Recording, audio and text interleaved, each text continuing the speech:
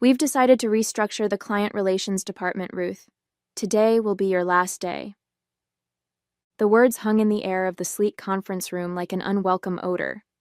I stared at Dominic Hayes, the new managing partner who had joined Franklin and Associates just 8 months ago. His expression was practiced, a careful blend of corporate regret and detached professionalism. After 25 years? My voice remained steady despite the earthquake happening inside me. Business decisions aren't personal, he replied, sliding a manila folder across the polished table. HR has prepared a severance package, 2 months' salary and continuation of benefits through the end of the quarter. Janice from HR sat beside him, nodding sympathetically while avoiding eye contact. The necessary downsizing affects several departments, she added. This isn't a reflection on your performance. Wasn't it, though? At 58, I was the oldest employee in client relations. My salary was commensurate with my experience that had helped build Franklin and Associates from a scrappy legal consulting firm into an industry leader. Does Arthur know about this? I asked, referring to Arthur Franklin, the founding partner who had personally hired me 25 years ago. Dominic's jaw tightened. All partners were consulted on restructuring decisions. An obvious non-answer. Arthur had been in London for the past 3 weeks, negotiating our expansion into the European market. Best of luck in your future endeavors, Dominic concluded with a smile that never reached his eyes. Security will escort you to clear out your desk. Standard protocol. I'd helped write that protocol 12 years ago. My name is Ruth Pearson, and until 10 minutes ago, I was the Senior Director of Client Relations at Franklin and Associates, one of Boston's premier legal consulting firms. I'd devoted my career to building relationships with our clients, understanding their needs, anticipating their concerns, and ensuring they felt valued beyond the billable hours. In an industry where firms were often seen as interchangeable, I'd made sure our clients saw us as irreplaceable. Now I was being discarded like an outdated policy manual, with nothing but a manila folder and platitudes to show for a quarter-century of dedication. As the security guard hovered awkwardly by my desk, I methodically packed my personal items. Photos with clients at charity galas. Thank you notes from the Chambers family after we helped them navigate a complex corporate restructuring. The crystal paperweight Arthur had given me on my 20th work anniversary. My phone buzzed, a text from Catherine Winters, CEO of Winters Healthcare, our largest client. Ruth, heard troubling rumors about changes at F&A. Our quarterly review is next week. Call me ASAP. I looked up to see Dominic watching from his office, already on the phone, no doubt spinning damage control. What he didn't know, what none of them seemed to understand, was that client relationships couldn't be transferred in a memo or reassigned in a database. They were built on trust, consistency, and personal connection, and I had just been severed from 25 years' worth of those connections. I joined Franklin and Associates in 1998, when we occupied half a floor in a modest office building and had exactly 17 clients. Arthur Franklin was 42 then, bursting with ambition and determined to create a different kind of consulting firm, one where client satisfaction genuinely mattered more than billable hours. Numbers are the language of business, Ruth, he'd told me during my interview, but relationships are its heart. Anyone can crunch numbers. Not everyone can build trust. Over the years, I'd embodied that philosophy. While others chased promotions through high-profile projects and office politics, I focused on becoming indispensable to our clients. I remembered their children's names and college choices. I knew which clients wanted detailed technical explanations and which preferred big-picture summaries. I tracked company milestones, leadership changes, and strategic pivots so we could anticipate their needs rather than merely respond to them. You're the relationship architect, Arthur had said at my 20th anniversary celebration. You've built the foundation that supports everything we do. The firm had grown steadily under Arthur's leadership, but things began to change 2 years ago when we took on outside investors to fuel expansion. New partners joined the leadership team, bringing Harvard MBAs and strategic visions that increasingly prioritized efficiency metrics over client experience. Dominic Hayes, with his slick presentations and ruthless focus on the bottom line, had been the most aggressive of these additions. Since his arrival, employee turnover had increased by 40%. The unofficial motto had shifted from Arthur's clients first to Dominic's maximum value extraction. I had voiced concerns during executive meetings, pointing out that our client retention rates were beginning to slip. "We're sacrificing long-term stability for short-term gains," I'd argued. "The market is changing, Ruth," Dominic had responded dismissively. "We need to adapt or die. Some of our legacy processes are frankly outdated." I'd noticed my gradual exclusion from strategic discussions over the past 6 months. Meeting invitations stopped arriving. Email threads omitted my address. Younger team members were assigned to key client accounts as secondary contacts without my consultation. Still, I'd assumed my institutional knowledge and client relationships would protect me. After all, I managed relationships with clients who represented over 60% of our annual revenue. Catherine Winters alone brought in nearly $4 million yearly and had explicitly stated in her last contract renewal that she wanted me as her primary contact. Recently, though, I'd sensed something more ominous brewing. Last week, I'd overheard Dominic on the phone. "The restructuring gives us an opportunity to trim the legacy fat. Their retirement plans would cost us millions in the long run." I should have seen it coming, but after 25 years, I'd made the mistake of thinking loyalty still counted for something. The humiliation of being escorted from the building like a security threat still burned 3 days later. I sat in my apartment surrounded by job search websites and unanswered texts from colleagues. My LinkedIn profile had exploded with views, nothing like a sudden termination to make you temporarily interesting. My landline rang, a rare occurrence these days. I almost let it go to voicemail until I recognized the number. "Hello?" "Ruth, it's Arthur." His familiar British accent was tighter than usual. "I just landed from London and heard the news. This wasn't authorized by me." A complicated wave of emotions crashed over me. Relief that Arthur hadn't approved my termination, anger that it had happened anyway, and a lingering sense of betrayal that he hadn't protected me despite our history. "Well, it happened regardless," I replied, keeping my voice neutral. Dominic said all partners were consulted. "I was deliberately sidelined," Arthur said, his frustration evident. "They waited until I was overseas dealing with the EU regulatory issues. The executive committee pushed it through on an emergency approval basis, citing immediate necessity to improve quarterly projections before our investor meeting." 25 years, Arthur.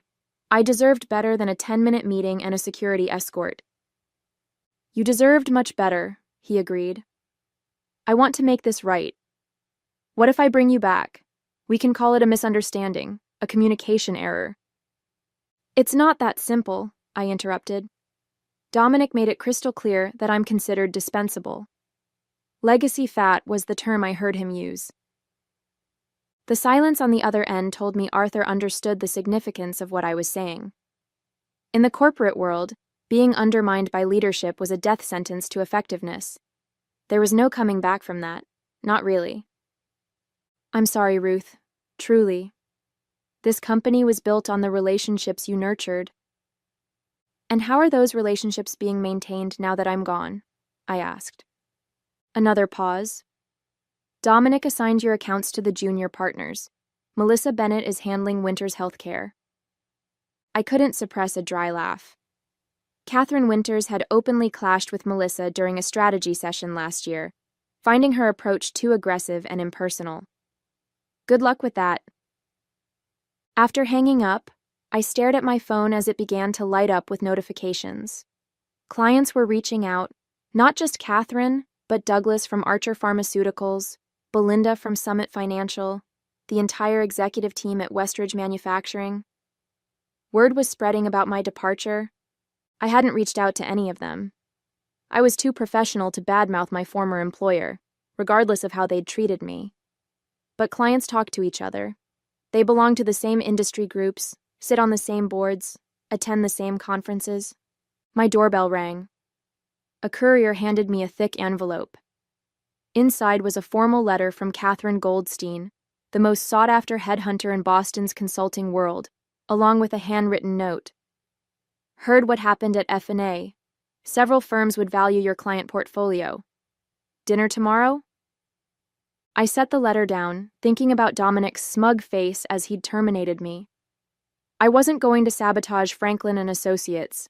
I didn't need to. They had already done that themselves. The next morning, my phone rang at 7:38 a.m.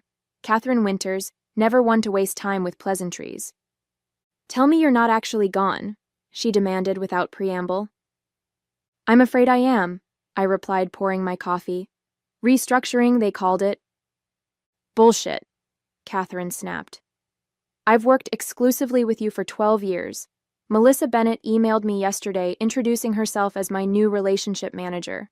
That girl tried to explain my own business model to me last year." I chose my words carefully. Franklin and Associates is making strategic changes. I'm sure they believe they're acting in the best interest of their clients. "Don't give me the corporate line, Ruth. We've known each other too long." Catherine paused. "Where are you going next?" "I haven't decided yet." "Well, decide quickly. Our contract with F&A is up for renewal in 60 days. I'd prefer to follow you." This was the moment I should have said something reassuring about Franklin and Associates, about the quality of their work remaining consistent despite personnel changes. That's what professionalism dictated. Instead, I said, "I appreciate your confidence, Catherine. Let me explore my options and get back to you." By noon, I'd received similar calls from 5 other major clients. By dinner time, that number had risen to 11. I hadn't solicited any of them. I hadn't needed to. Catherine Goldstein met me at an upscale restaurant in Back Bay, her sharp eyes assessing me over reading glasses. "You're the talk of the industry right now," she said after ordering. "Dominic Hayes made a catastrophic mistake." "Perhaps," I said noncommittally. She laughed. "Always diplomatic. That's part of your appeal." She slid a folder across the table. 3 firms want to meet with you. 2 are creating a special position specifically to bring you, and your client relationships, on board. I glanced at the compensation figures and nearly choked on my water. They were offering almost double my previous salary. "They're not just paying for your expertise," Catherine explained, reading my expression. "They're paying for your little black book." The irony wasn't lost on me. After being discarded as too expensive by Franklin and Associates, I was now worth twice as much to their competitors. I wondered if Dominic had considered this possibility in his cost-cutting calculations. The next morning, Arthur called again. "I need to see you," he said, sounding uncharacteristically agitated. "Can you come to the office?" "I don't think that's appropriate, given the circumstances." "Then lunch, the Harvest, 1 p.m. Please, Ruth. Things are happening that you should know about." Curiosity got the better of me. At precisely 1 p.m., I walked into the Harvest to find Arthur already seated, looking haggard. "Thank you for coming," he said, relief evident in his voice. "I've been trying to fix this situation, but Dominic is blocking me at every turn. He's convinced the board that your termination was necessary for modernizing our approach." "And the clients?" I asked. "How are they responding to this modernization?" Arthur winced. "Not well. Catherine Winters has demanded a meeting with the entire executive team. Douglas from Archer is reviewing their options. 3 smaller clients have already given notice." I sipped my water, saying nothing. "Here's what I'm proposing," Arthur continued, leaning forward. "I create a new position, Chief Client Officer, reporting directly to me, bypassing Dominic entirely. Better compensation, more autonomy." It sounded perfect, exactly what I would have wanted a week ago. Too perfect. I studied Arthur's expression and saw something beyond concern. Fear. "What aren't you telling me, Arthur?" He hesitated, then sighed. "Dominic has a plan to push me into early retirement. He's been consolidating power, building alliances with the newer partners. If the client situation deteriorates further, he'll use it as leverage to force me out." So that was it. Arthur wasn't trying to save me. He was trying to save himself. I was simply the means to that end. I'm sorry, Arthur, but I already have meetings scheduled with other firms. You understand? Business decisions aren't personal. The look on his face as I threw Dominic's words back at him almost made the whole ordeal worthwhile. Almost. Over the next week, I met with all 3 firms Catherine had recommended.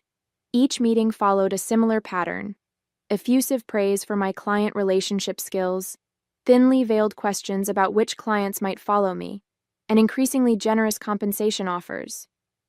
I was leaning toward Blackwell Consulting, a mid-sized firm with values reminiscent of the original Franklin and Associates. Their offer included equity partnership, something I'd never been offered at F&A despite my contributions to the firm's growth. Meanwhile, the situation at Franklin and Associates was deteriorating faster than even I had anticipated. Industry blogs were reporting client unrest and leadership tensions. My former assistant, Thomas, texted me updates. Catherine Winters had indeed met with the executive team and left visibly angry. Douglas from Archer Pharmaceuticals had canceled their quarterly review. Even Westridge Manufacturing, a client known for their institutional loyalty, was rumored to be seeking proposals from competitors. Then came the call that changed everything. Ruth Pearson. I answered while reviewing Blackwell's offer letter. Ms. Pearson, this is Jeffrey Hammond from the Boston Business Journal. I sat up straighter. The BBJ was the Bible of Boston's corporate world.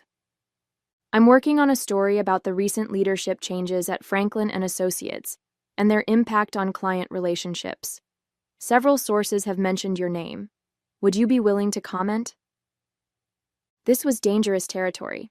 Anything I said could be construed as disparaging my former employer, potentially exposing me to legal action under the non-disparagement clause in my severance agreement. I'm not comfortable commenting on internal matters at Franklin and Associates, I replied carefully. Understandable, Hammond said. What about the fact that 7 major clients have already announced they're terminating their relationships with F&A? Industry insiders are suggesting this exodus is directly related to your departure. 7 clients? I'd only spoken directly with 15, and none had definitively stated they were leaving F&A. I can't speak to clients' business decisions, I said. Many factors go into selecting consulting partners. Of course. I could hear Hammond typing. One more question. Any comment on the letter signed by 26 of F&A's clients demanding Arthur Franklin replace Dominic Hayes as managing partner? I nearly dropped the phone. I have no knowledge of such a letter. After hanging up, I sat in stunned silence. 26 clients? An organized demand to replace Dominic? I hadn't orchestrated any of this. My phone buzzed with a text from Thomas. Emergency all-hands meeting called for tomorrow morning. Partners flying in from everywhere. Dominic looks like he's about to have a stroke. An hour later, Arthur called. Did you organize this client revolt? He demanded without preamble. I've done nothing, Arthur. I haven't solicited a single client. Then how do you explain this? He sounded desperate. 70% of our client base is threatening to leave. The board is in panic mode. Investors are demanding answers I don't have. Perhaps they value relationship continuity more than cost-cutting efficiency, I suggested. This isn't a joke, Ruth. 25 years of building this firm, and it could collapse in 25 days. There was a bitter satisfaction in hearing the panic in Arthur's voice, the same Arthur who had failed to protect me after 25 years of loyalty. What do you want from me, Arthur? Come back, he pleaded, not as chief client officer, as full equity partner. Help me stabilize the situation. Partner. The position I'd deserved for at least a decade, but had been repeatedly denied. And Dominic? Arthur's voice hardened. The board is meeting tonight. His future will be decided before tomorrow's all-hands meeting. I thought about the Blackwell offer in front of me. Partnership there would be comfortable, lucrative, and far less complicated than returning to F&A. But I'd built those client relationships over 25 years. They were, in many ways, my life's work. I need to think about it, I said finally. I'll give you my answer in the morning. Sleep eluded me that night. I paced my apartment, weighing my options while the digital clock ticked toward morning. Returning to Franklin and Associates would mean facing the colleagues who had watched my humiliating exit in silence. It would mean navigating the political aftermath of Dominic's apparent downfall, a downfall I hadn't engineered but would certainly be blamed for. The firm's culture had been deteriorating for years. One leadership change wouldn't fix that overnight. On the other hand, Blackwell offered a fresh start. New colleagues, new culture, new opportunities. The compensation and partnership were generous. I could bring willing clients with me and build something vibrant. By 6 a.m., I'd made my decision. I called Catherine Goldstein, knowing she'd be awake. I'm going with Blackwell, I told her. Smart choice, she replied. I'll let them know. They'll be thrilled. There's something else I need from them, I added, explaining my condition. Catherine listened, then laughed. Ruthless, Ruth, I love it. I'll present it to them this morning. At 8:45 a.m., I walked into Franklin and Associates for the first time since my termination. The receptionist's eyes widened. Ms. Pearson, are you here for the all-hands meeting? I am. Arthur is expecting me. The conference room was packed when I arrived. Partners who normally attended virtually had flown in from across the country. Junior staff crowded along the walls. Arthur stood at the front, flanked by board members. Dominic was conspicuously absent. A hush fell over the room as I entered. Arthur's relief was visible from across the room. Thank you all for coming, he began.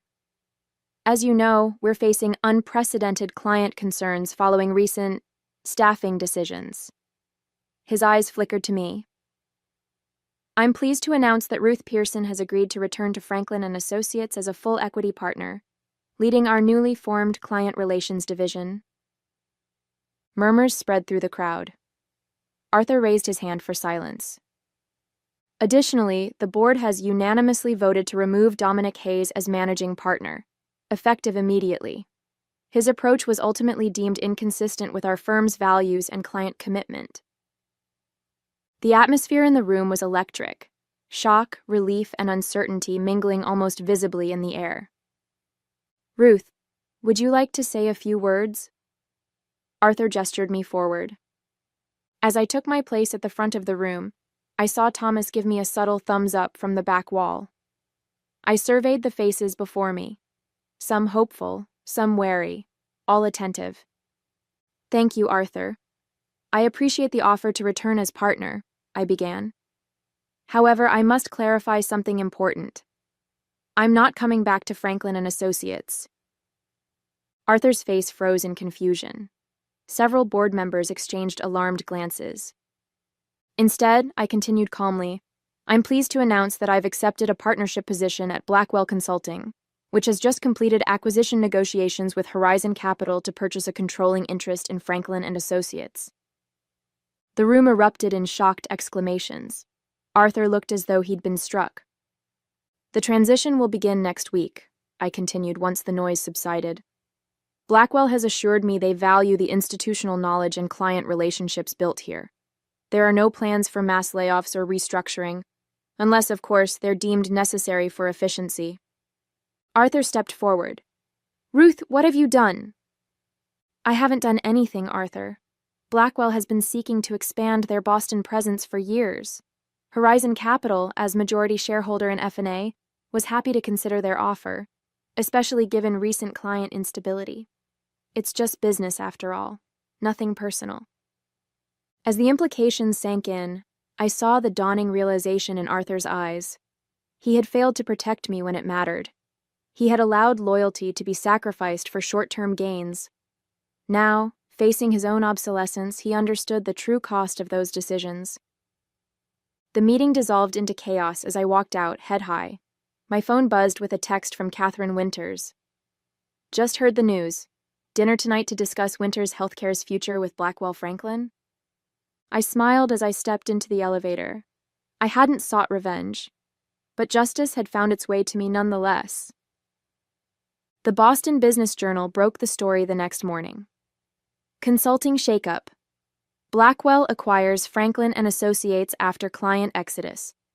The article detailed how the departure of a key senior executive had triggered an unprecedented client revolt, destabilizing the firm enough to make the acquisition possible. My name appeared only once, buried in the 15th paragraph. Ruth Pearson, former Senior Director of Client Relations, has accepted a partnership at Blackwell and will oversee the integration of Franklin and Associates client portfolios. It was a clinical description of what was, in reality, a seismic power shift. Within 3 weeks, I had gone from terminated employee to the person controlling the fate of the very firm that had discarded me. The integration planning began immediately. I worked from Blackwell's offices, reviewing organizational charts and client portfolios from both firms. Each day brought a parade of former Franklin colleagues to my door, some seeking reassurance about their positions, others suddenly remembering how they'd always respected my work, or disagreed with Dominic's decision. Arthur requested a meeting 1 week after the acquisition announcement. He'd aged a decade in 20 days. "You orchestrated this," he said as he sat across from me. Not a question, but an accusation. "No, Arthur. I simply recognized my own value even when you didn't." "Dominic was a symptom, not the cause," I interrupted. "You allowed the firm's culture to change. You prioritized growth over relationships. You forgot the principles you founded the company on. And now you control it all," he said bitterly. "Not control, Arthur. Influence. There's a difference, one you used to understand." I slid a document across the desk. "Blackwell is offering you a 3-year consulting position. Advisory only, no management responsibilities. It's generous, considering the circumstances." He stared at the paper, then at me. "And if I refuse, then you walk away with nothing but your ownership payout. Your choice." 6 months after the acquisition, Blackwell Franklin Consulting occupied 2 floors of a gleaming downtown tower. The integration had been smoother than anyone anticipated, partly because I'd insisted on retaining most of Franklin's staff, knowing their value even when others hadn't. Dominic had landed at a smaller firm, his reputation tarnished by the spectacular collapse he'd triggered. Arthur had accepted the consulting role, though our interactions remained strictly professional. The wound of betrayal, his failure to protect me after 25 years, would never fully heal. In my corner office, I reviewed the quarterly numbers with a satisfaction I'd never allowed myself to show publicly. Client retention through the transition had exceeded 95%. The 3 clients who'd left during the initial exodus had already returned. Our combined revenues were up 23% year over year. My assistant knocked and entered. "Ms. Winters is here for your lunch." Catherine strode in, elegant as always in a tailored suit. "Congratulations on the quarterly results. The industry is still talking about the most elegant corporate takeover they've seen in decades." I smiled. "It wasn't a takeover. It was a market correction." "Call it what you want," Catherine laughed. "You proved what I've always known. In professional services, the relationships are the real asset. Everything else is just infrastructure." As we headed to lunch, I reflected on the journey of the past 6 months. I hadn't sought revenge when Franklin and Associates terminated me. I hadn't needed to. The firm had failed to recognize that their true value wasn't in their systems or strategies or even their brand. It was in the human connections that made clients feel understood, valued, and prioritized. By severing me without understanding what I represented, they had orchestrated their own downfall. And in doing so, they had inadvertently launched me into a position I'd earned through 25 years of dedication. Sometimes justice doesn't require action. Sometimes it simply requires patience and the quiet confidence of knowing your own worth.